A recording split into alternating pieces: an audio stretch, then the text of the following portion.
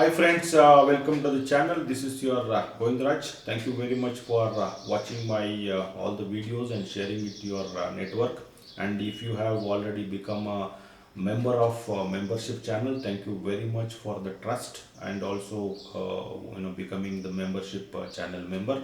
So today we are going to discuss an important topic about the dues of the employee when the employer pays to the nominee, whether the responsibility of the employer gets discharged or not, and if there are disputes related to the claiming or the entitlement of benefits, then how you are going to deal with that, and if you still pay to the nominee, whether the responsibility gets discharged or not, and what are the precautions you have to take care of it while paying the dues of the employees when he or she dies while in service, or without getting his or her benefits if she dies, and what are the precautions the employer is required to take care of it. So during this process is our topic of discussion today. So while discussion, we will also get into the various dues and the concerned provisions in the statute, whether the provisions for nomination is available or not, if it is available, how it can be done, and even in the case of nomination, if there are disputes occurs during this process, how you are going to deal with that, and also what is the judicial trend is talking about on the nomination, or paying the dues to the nominee, or if there are disputes, how the employer is required to behave and how is required to deal with this process. All those information we are going to talk about in this channel. But before that, let me give you a small update. If you go to my channel, there are many videos. You have to type my name as Govindraju NS and YouTube. So if you go to YouTube Govindraju NS channel, there are a lot of videos are already available. More than 228 videos are available for you to watch and increase your knowledge. Of course, this channel contains both free videos and paid videos. Free videos, you don't have to do anything, you just go to my channel and start watching. But however, if you want to become my membership channel, there are more than 50 videos are already available in this channel, and main importantly, the modules of labor codes are already available in this channel, and currently the wage code module is available, the post modules are available, and going ahead all the modules of the labor codes are going to come in this channel. And there are highly technical videos with clear explanation on the interpretation, and also the judicial trend is available in this channel. So if you want to become a member, you can click any free video, recent free video or paid video. So I will tell you how to become the member of this channel. So if you click any video, in the description box there is something called @GR Labor Law. If you click this link, it will take you to the joining window. So if you look at this window, it has got three levels. One is professional, advanced professional, higher level.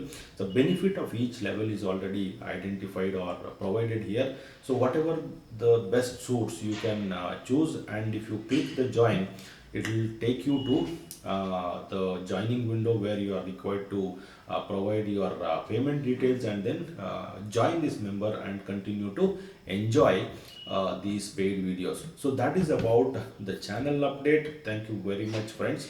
So now let me get into our topic today. So before we get into the topic very detailed, let us look into what are the possible dues by the employer when employee dies while in service. Now you can broadly classify into two categories of dues. One is statutory dues, the other one is non-statutory dues.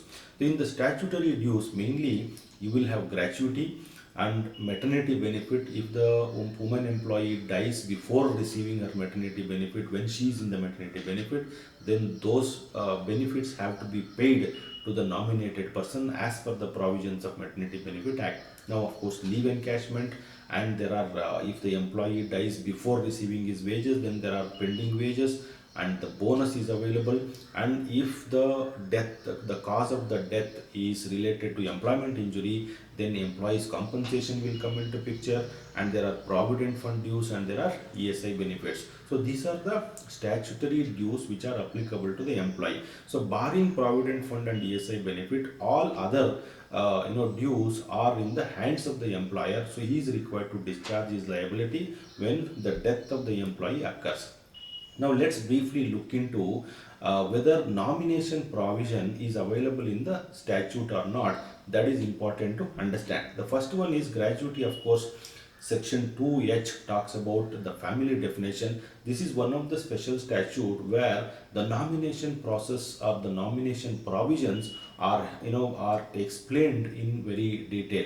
And the second proviso to section 4.1 clearly says that in case of death of the employee, the gratuity proceeds have to be paid to the nominee, or in case of nomination is not made, then to the legal heirs. And if you look at section 6 of Payment of Gratuity Act 1972, it talks about very detailed provisions about nomination, how nomination has to be paid, has to be made, in whose favor the nomination has to be made. If the nomination is not related to any family member, the validity of nomination, and how we can modify the nomination. All these provisions are very detailed explanation, and the provisions are available.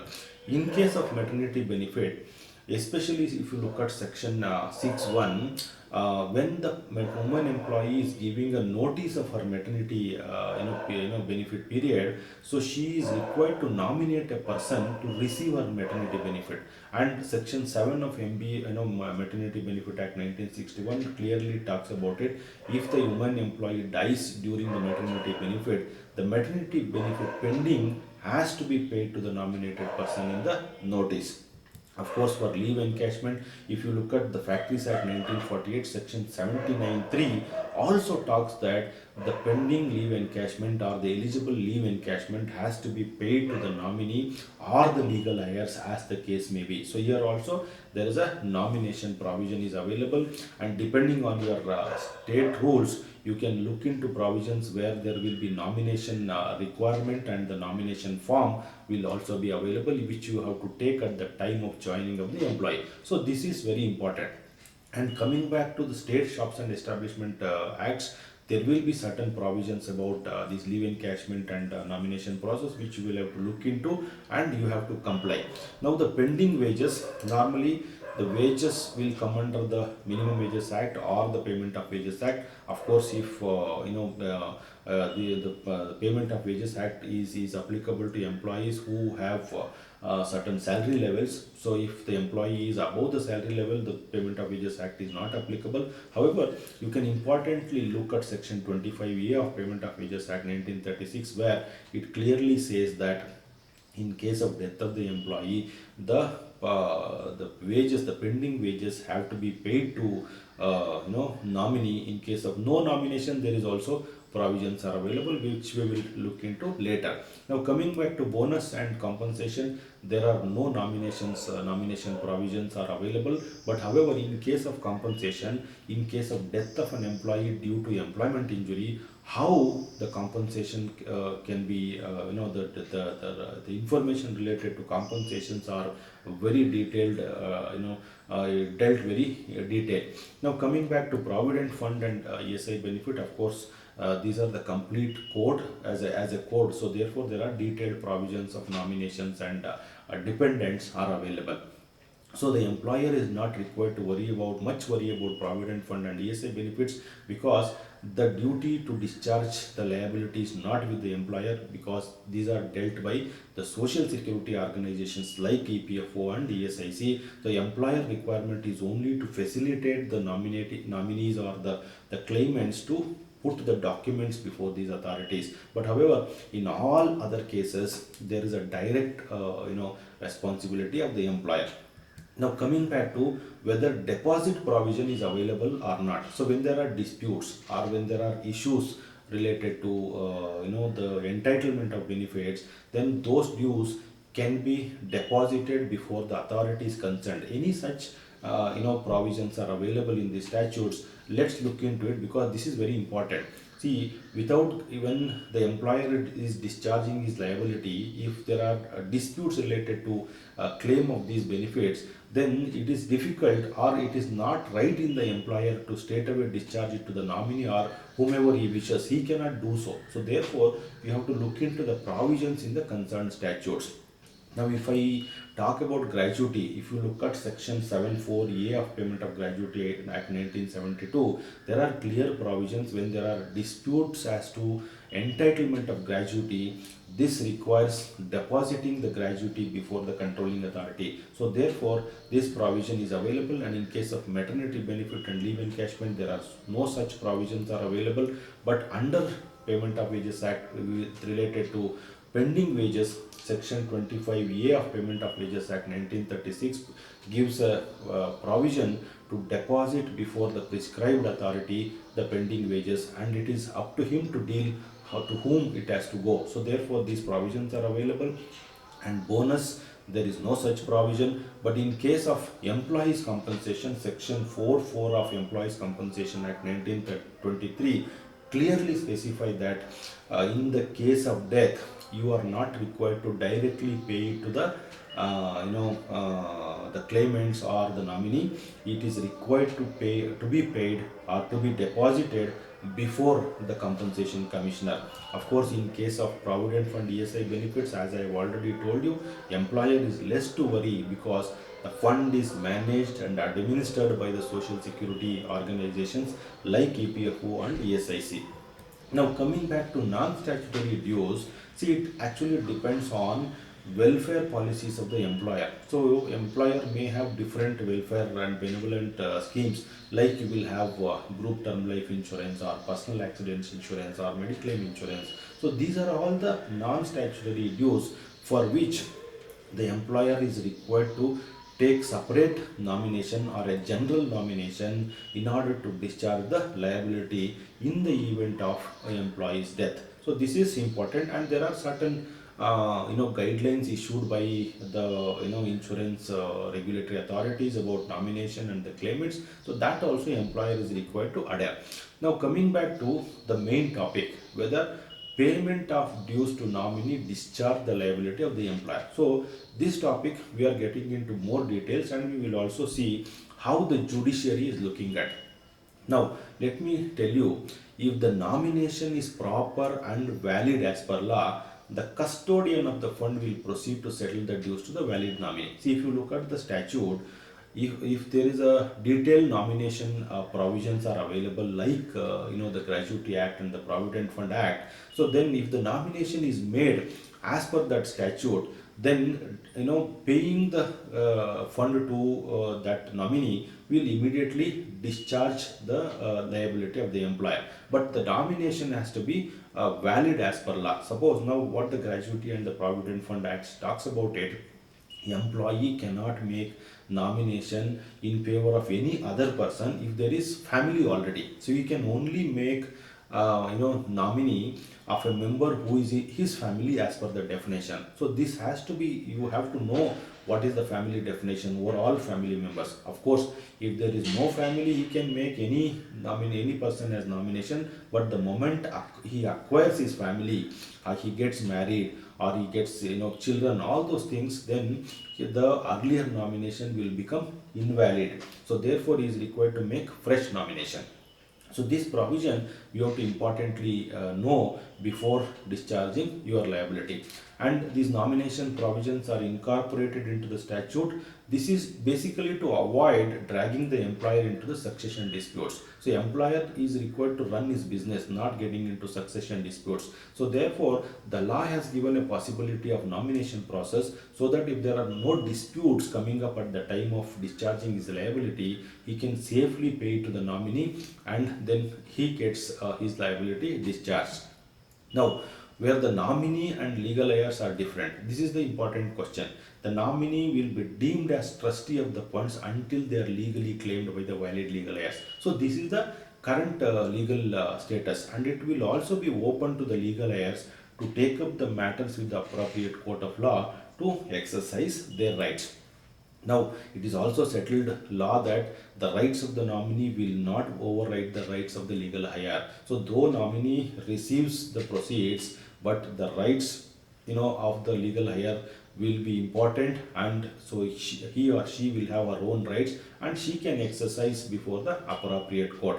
So let me give you the recent apex court in the case of Shakti Yazdani and another in 2023. The apex court held that consistent interpretation is given by courts on the question of nomination, that is, upon the holder's death, the nominee would not get an absolute title to the subject matter of the nomination.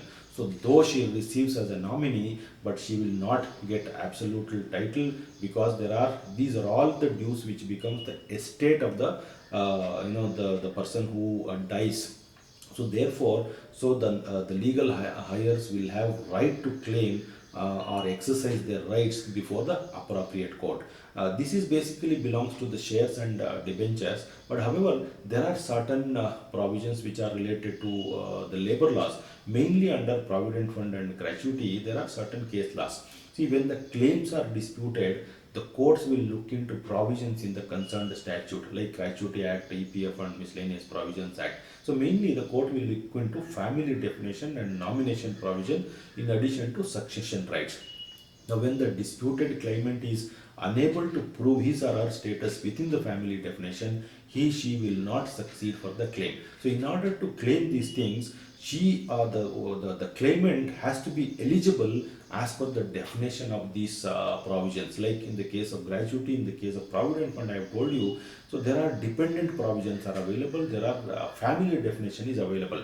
Depending on what is the benefit is available, if he or she does not fit into that criteria, those succession laws are available differently, so then he or she will not succeed. So you can refer to Bharti and others versus Vivitai Punjab Rao Atole and others in very recently the Bombay High Court case. So this has very clearly held about this labor law provisions where these nomination provisions or specific provisions are available when the employer is discharging his liability.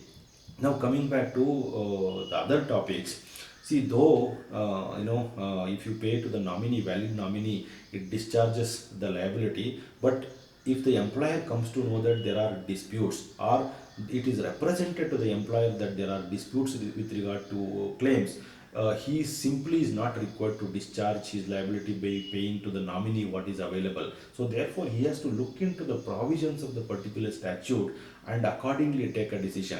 In case of gratuity, I have already told you, if there is a dispute as to the person entitled to receive the gratuity, then the statute gives a possibility to deposit before the controlling authority, and it is up to him to deal with that subject. So there, the employer liability gets discharged. But of course, in case of maternity benefit, there are no such detailed provisions are available. If the employer wants to pay to the nominated person, there is no issue with that. However, if there is no nomination, then there is a dispute. And in case of employees compensation, the law is also very clear.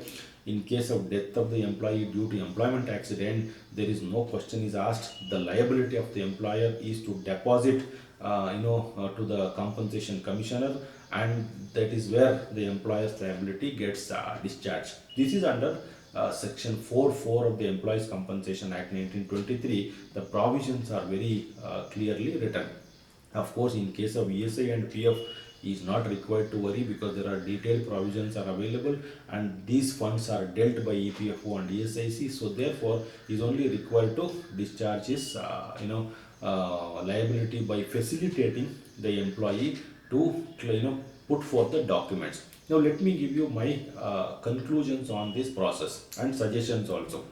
See, first of all, the employer can safely discharge his liability by paying the dues to nominee if there is a valid nomination as per the concerned legal provision. What is valid nomination? I have already told you that the nomination has to be in favor of the family member only if he has got a family. And if there is mandatory requirement to deposit with authorities, like in the case of employees compensation, it should be complied without fail. And coming back to, if there are disputes related to entitlement of dues, the employee and statutory provisions are available to deposit with the authorities. See, if there are disputes, the employer is required to look into the statutory provisions. In such a case, if there are provisions are available to deposit before the authorities, instead of paying directly to the claimants or the nominee, he is required to deposit before such authorities. With that, the responsibility of the employer gets discharged. If any of these options are not available, then the employer is required to ask the legal hire or succession certificate from the claimants, and as per the succession certificate the share is written in the succession certificate, so he can pay according to those shares and discharge his liability. And as a general precaution, it is best to obtain a general nomination to avoid any potential complications. And also it is a best practice to educate the employees on the nomination requirement as per law. And periodically what it is suggested is remind to modify the nomination, so because the family status gets changed by time, so therefore periodically you have to remind your employees to change the nomination or modify the nomination, and if there is no change they can confirm to the employer. So friends, thank you very much for watching this video. So we talked about very detailed about this discharging the employer's liability, about the payment of dues to the deceased employee. Thank you very much for watching this. I am sure this video has helped you to know more about on this topic. So I will continue to come up with more and more such videos in this channel.